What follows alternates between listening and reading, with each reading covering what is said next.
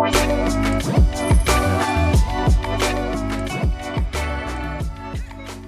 and welcome to another episode of the ARC podcast with Jen and Lindsay. Jen, how are you today? I'm great. How you doing, Lindsay? Oh, hanging in there. We're almost to the weekend. Yeah, it's December right now. Oh, December, I yeah. don't even know. So it's been a little wild at my house. Hmm.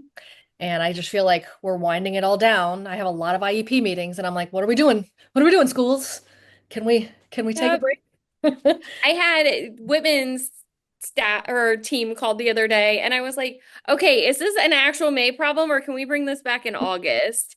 And so my husband, Jeremy, was joking that August Lindsay is going to hate May Lindsay. I, And I was like, I think August Lindsay is going to accept who May Lindsay was and just go with it and like know that it was strictly survival.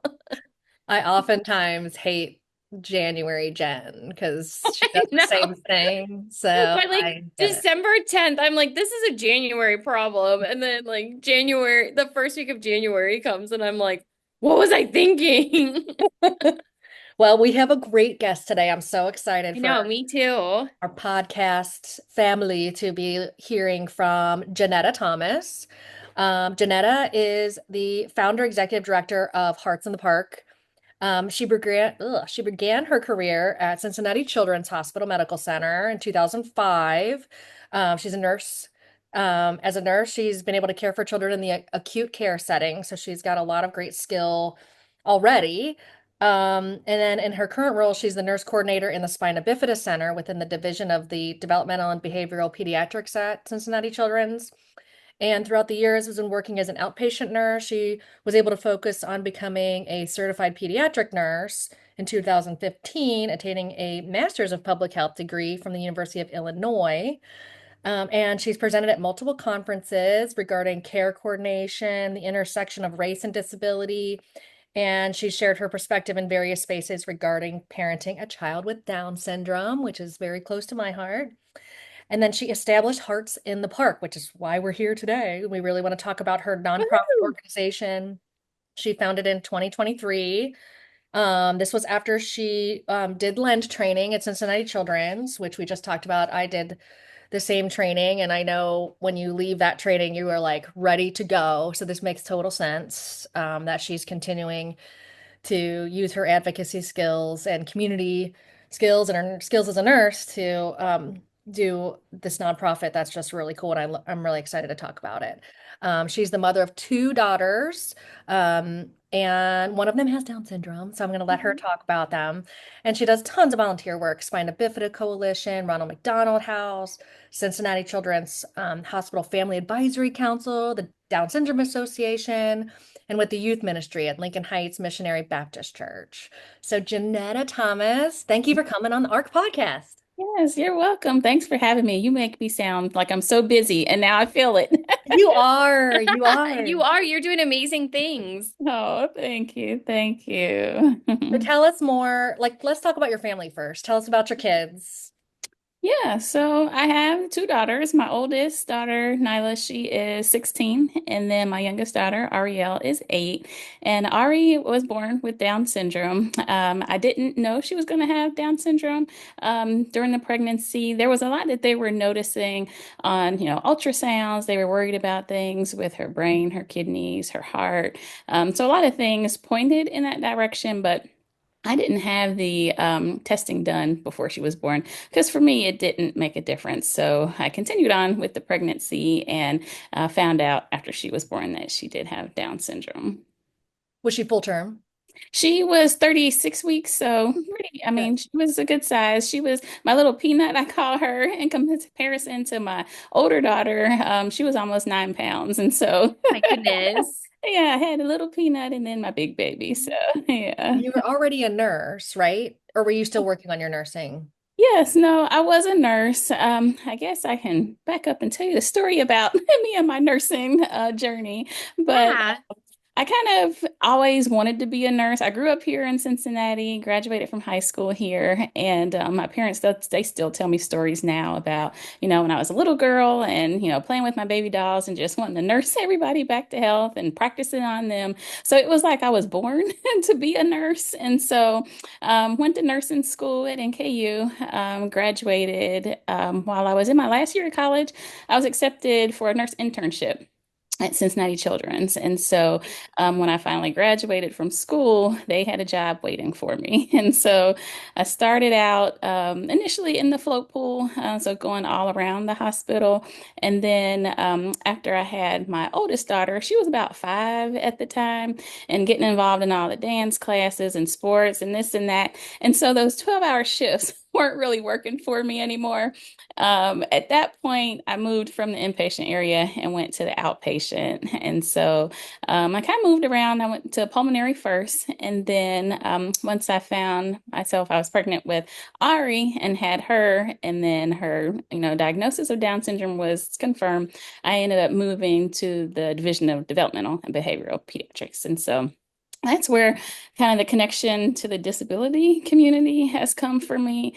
Um, like I say, I've always wanted to be a nurse. I've taken care of children with disabilities, but being a mom on the other side is totally different. So all the nursing training and education and everything, it prepared me. It gave me probably too much information at times, because I wanted to research everything and look up every medication and therapy and everything. But I'm finding that it's really, been about the community that's has helped me, I think, the most. Yeah. Yeah. I Mhm. know, I feel the same way. Like people are like, "Oh, you're an attorney. You already know how to, navigate a lot of those systems." And I'm like, "It's just Mhm. different when it's It's your different. child." Yeah. And I would assume it's the same. Like the medical stuff to me, I'm like, "Sorry, I'm not an expert." So I like really hand that over, but I also like I Yeah. still manage it. Yeah. The legal stuff, like I feel like I should, but then I'm also like, this is so Yeah. close to me that sometimes I'm like, I need an advocate for myself Right. because I'm so close to Yeah. it. It's Yeah. different when it's your kid. Like It I is. have my LPN and Okay. Yeah. I people are like, you should know like what's going on. And I'm like, I worked in geriatrics. I mean, Yeah. I It's if you have a different. hip replacement or you need you might be Yeah. having a stroke, like I'm your girl, but no, like it's different Yeah. when it's peds. Right. Yeah. Goodness. Awesome. Mhm. So, okay, tell us about Hearts in the Park. Let's get into it. Why did you Yes. start this nonprofit? Well, it truly was the nonprofit. I didn't know I was starting. It kind of just came to be. So I would say it was Ari's second grade school year. And we had, it was just the toughest time in school, from consistent aids. She was having behaviors, therapies. Like it was it was a rough year. And so I ended up, in the midst of the year, moving her because she was in general education classes fully, but they weren't able to support, what she needed during the class. So I ended up moving her to gen ed plus special education classes. So she had all of her core courses with special education, and then she went, for the gen ed with music, art, gym, whatever the wellness class they have. And so we made it through to the end of the school year. And she, at this point, like I said, she was split in her classes. And I had checked her book bag at the end of the day, and there was a flyer in there talking about end of the school year party, which had another child's name on it. And so I went to her teacher and said, what's this? I see it doesn't have Ari's name on it. Is this for us? She says, oh, no, I'm sorry. I'm sorry. That wasn't meant for her. That's for the general education classes. And that was just the boiling point for me, because I'm like, well, what are we doing for the special education classes?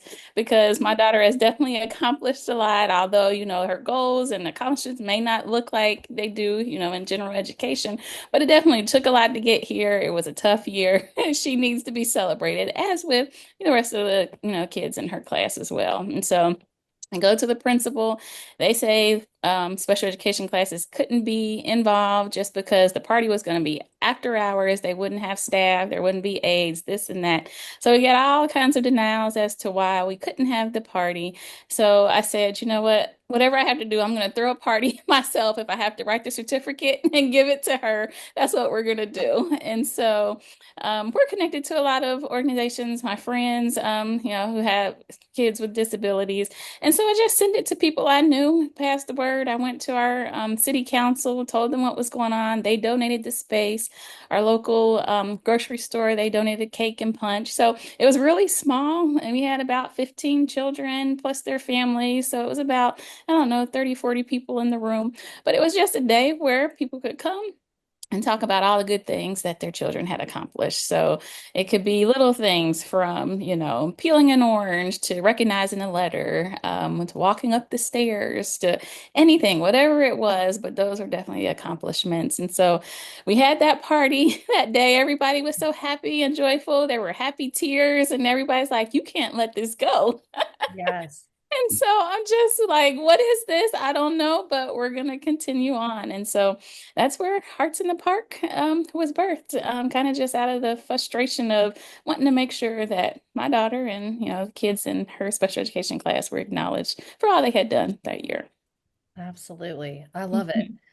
And so your Lend program probably was pretty key to kind of figuring out how to set this nonprofit up, hmm right? Well, yeah, so definitely, I actually was a part of Lynn as I was starting up the organization. So it really like went line in line. A lot of resources, connection, information. It definitely helped to move us along in where we needed to be. I know I often feel like when I tell people they should do Lend, I'm like, I mean, the program itself is great. You're going to learn a ton, hmm but mostly it's just about the connections and the people you're going to like this is your family that you like spend this year with. Yeah. It's like an extra piece of your little family network. And I still talk to my Lend class. I hmm still talk to the other parents that I was in it with, but I also still talk to some of the trainees in the medical field.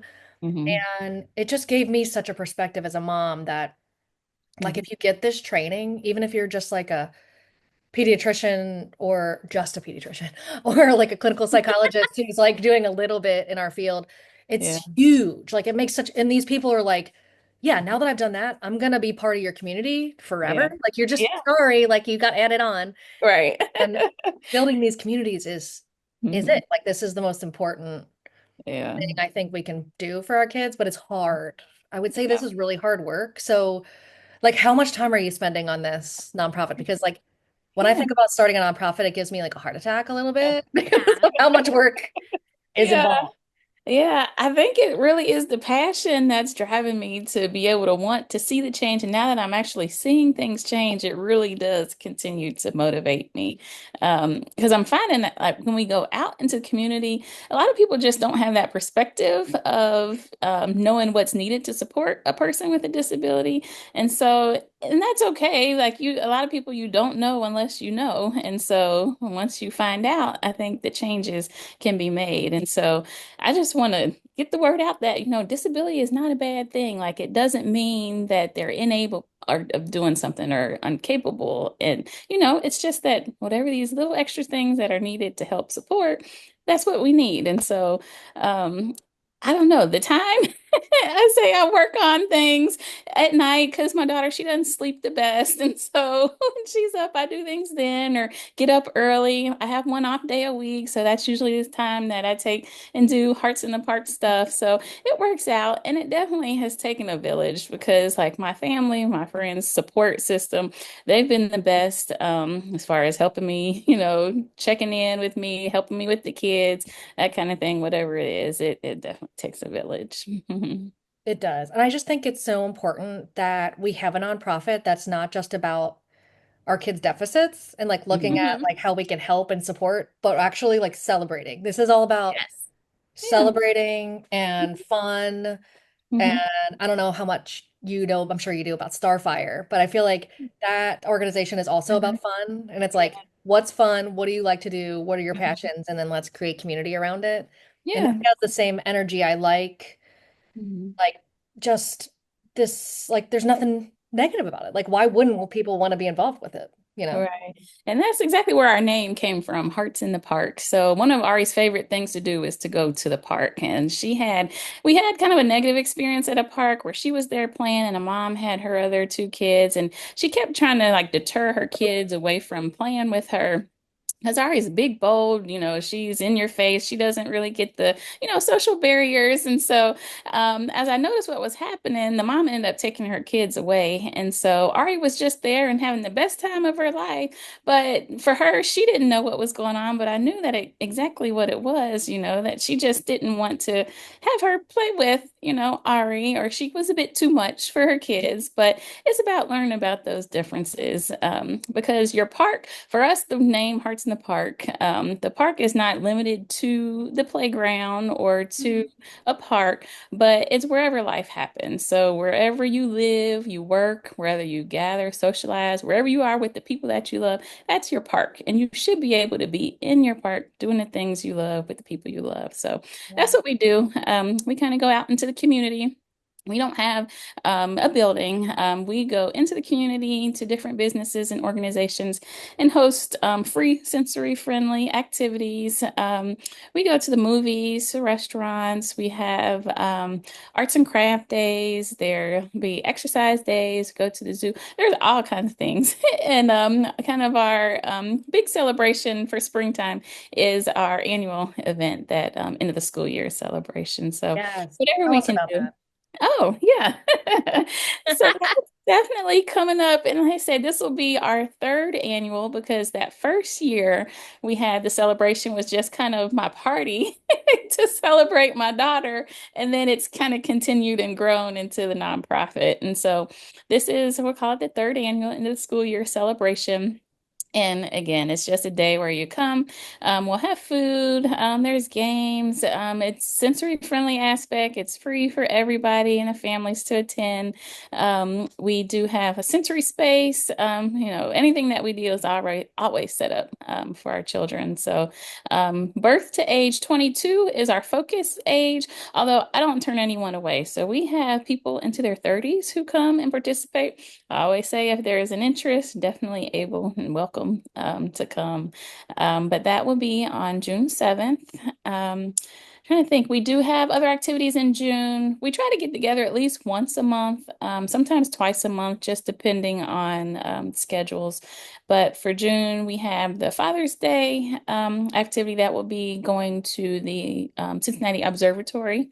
Ooh. And then we were donated some tickets from Cincinnati Zoo. So we'll have a period of time for zoo tickets. Summer, we usually take the July off for travel and that kind Mhm. of thing. And then we come back August with our back to school drive. And our drive looks a little different just because our kids don't always need, pens and pencils and glue and markers. So we do a collection of socks, underwear, diapers, and wipes. And like incontinence supplies. And then we allow the youth to come and pick out, some of our supplies to help them with the start of school year. And then we also donate some to special education classrooms as well. That's awesome. That's really good. I love Amazing. that back to school drive Mhm. because that's Yeah. exactly what I want to donate for, like Yeah. thanks a Yeah. lot, and Yeah. we're already buying all these pencil Mhm. stuff. Yeah. All right. And Mhm. so is the Father's Day celebration like around, obviously it's around Father, is it on Father's Yes. Day? Like the day I before? can't remember the exact date. It's Okay. I don't believe it's that weekend. I feel like it's the next weekend. But on our website, we have an upcoming events tab. And so everything is posted there. You all can also contact us. There's a little form at the bottom. And then if you send us our email, so then you'll be notified when the activities and events are coming out.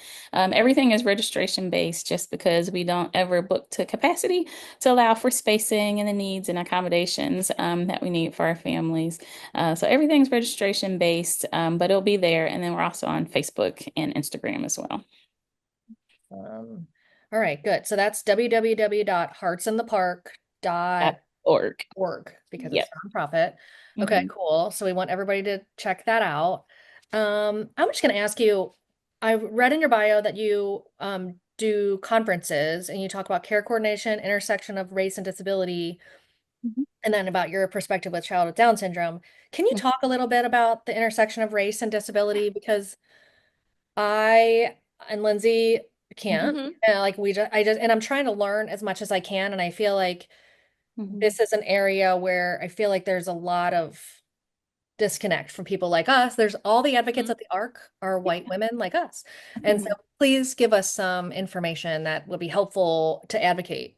Yeah, definitely. So, being an African American mom of a child with a disability, there are times when you're in spaces, even attending medical office visits, where just culturally, African Americans don't feel the ability to speak up for what it is. A lot of times you have the doctor telling you the information, but culturally, a lot of times we just take that information when there could be other options to look into. And so giving that ability or the power to, let people know that you can definitely speak up if you want to ask questions. It's okay to ask questions of your medical team. It's okay to get second opinions.